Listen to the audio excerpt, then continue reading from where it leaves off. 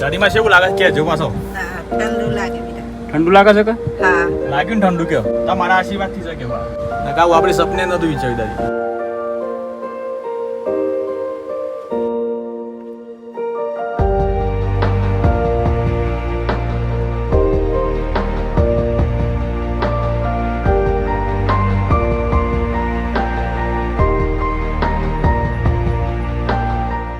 જય માતાજી મિત્રો, હું આજે આવ્યો છું ભાવસર ગામે. મને વાત જાણવા મળી છે કે શંકરભાઈ નારાયણભાઈને છેલ્લા 3 મહિનાથી કેન્સરની બીમારી હોવાથી બહુ જ પીડાય છે.